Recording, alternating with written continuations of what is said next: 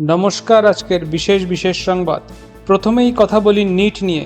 নিটের রি এক্সাম শুরু হতে চলেছে। নাগপুরের এক ছাত্রের নিটের রি এক্সামের অ্যাডমিট কার্ডে পরীক্ষা কেন্দ্র এসেছে আবুধাবি। ছাত্রের মা বাবা প্রচণ্ড উৎফুল্ল যে তাদের ছেলে ডাক্তার হওয়ার আগেই বিদেশ ভ্রমণের সুযোগ পেয়ে গেল। এদিকে এনটিএ কে জিজ্ঞাসা করা হলে তারা জানিয়েছে যোগ্য ডাক্তারেরা বিভিন্ন জায়গায় ঘুরে ঘুরে রোগী দেখেন, তাই সেটার প্র্যাকটিস করানোর জন্যই অ্যাডমিট কার্ডে অনেক দূর দূরান্তের দেশের পরীক্ষা কেন্দ্র ঠিক করা হয়েছে। এনটিএ জানিয়েছে সবকিছু নিয়ম মেনেই হয়েছে। আগামী বছর নিট পরীক্ষা কেন্দ্র আরও বিস্তারিত হবে এবং আরও আন্তর্জাতিক হবে। দুবাই, সিঙ্গাপুর, লন্ডন, চাঁদ এবং মঙ্গল গ্রহেও নিটের সেন্টার আগামী বছর থেকে পড়তে পারে। ইন্ডিগো সহ বাকি এয়ারলাইন্সগুলো নিট স্টুডেন্ট প্যাকেজ চালু করেছে। আগামী বছর থেকে নিট পরীক্ষার জন্য অ্যাপ্লাই করতে গিয়ে ভিসা স্ট্যাটাস এবং কারেন্সি রিকোয়ার্ডও ভরতে হবে। বিভিন্ন মা বাবারা এনটিএ এর সেন্টারের সামনে বিক্ষোভ দেখিয়েছেন যে তাদের ছেলে মেয়েদের কেন বিদেশ ভ্রমণের সুযোগ দেওয়া হলো না, কারণ তাদের সবারই দেশের মধ্যে পরীক্ষা কেন্দ্র পড়েছে। এবার এতক্ষণ ধরে এই অত্যন্ত গুরুত্বপূর্ণ জাতীয় সংবাদ সহ্য করার জন্য আমার পুরুষ দর্শকদের জন্য রইল একটি অত্যন্ত সুন্দরী রমণীর ছবি, এবং আমার মহিলা দর্শকদের কথা ভেবে রইল একটি অত্যন্ত সুদর্শন যুবকের ছবি।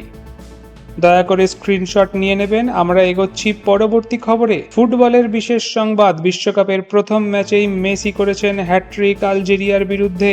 অন্যদিকে রোনাল্ডো কঙ্গোর বিরুদ্ধে গোল করতে পারেননি। মেসি ফ্যানেরা বলেছেন একটা ম্যাচে গোল না করলে কি হয়েছে, ছেলেটাকে একটু সময় দিন। আর রোনাল্ডো ফ্যানেরা রেগে গিয়ে বলেছেন না না, মেসি সর্বশ্রেষ্ঠ প্লেয়ার, রোনাল্ডোর এরকম করা উচিত হয়নি, ওর খেলা ছেড়ে দেওয়া উচিত। এদিকে মেসি ভক্ত ও রোনাল্ডো ভক্তদের মধ্যে এই অভূতপূর্ব বন্ধুত্ব দেখে ফিফা জরুরি বৈঠক ডেকেছে। ফেসবুক এবং ইনস্টাগ্রামে বহু ফেক অ্যাকাউন্ট বন্ধ হয়ে গেছে, কারণ তারা বুঝতে পারছে না যে কাকে গালি দেবে। চ্যাট জিপিটি এবং বাকি আর্টিফিশিয়াল ইন্টেলিজেন্সরা ক্র্যাশ করেছে এই বন্ধুত্বপূর্ণ সহাবস্থান দেখে। কিছু নিরপেক্ষ ফুটবল প্রেমী বলেন যে তারা ফুটবল ছেড়ে হাডুডুর ফ্যান হয়ে গেছেন, কারণ এত শান্তি তাদের আর ভালো লাগছে না, একটু ঝগড়া দরকার। এবার আজকের স্পন্সরের ব্যাপারে দুটি শব্দ।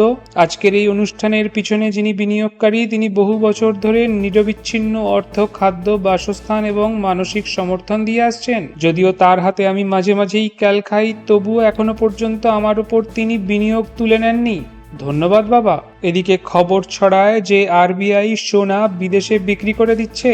এই খবর ছড়াতেই দেশের মানুষ উচ্ছ্বসিত হয়ে পড়েন। দেশের বহু কাকু জ্যাঠা আরবিআই কে ধন্যবাদ দিয়ে জানিয়েছেন তাদের বাড়িতে নতুন গয়না কেনার চাপ কমে গেছে। এক বিখ্যাত অর্থনীতিবিদ জানান সোনা বিক্রি করে আরবিআই আসলে ভারতীয় পুরুষদের মানসিক শান্তি রক্ষা করেছে। এদিকে বিয়ের বাজারেও প্রভাব পড়েছে। পাত্রপক্ষরা জানিয়েছে যে তারা এতদিন সোনার জন্যই ডাউরি নিতেন এবং ইথানল পেট্রোলে মেশানোর পরে এখন তারা ডাউরি হিসেবে গাড়ি পর্যন্ত নিতে পারছেন না। আরবিআই এর এই মাস্টার স্ট্রোকে আমাদের ডাউরি প্রথা পুরোপুরি শেষ হয়ে গেছে। সর্বশেষে আপনাদের জন্য প্রস্তুত একটি ধাঁধা।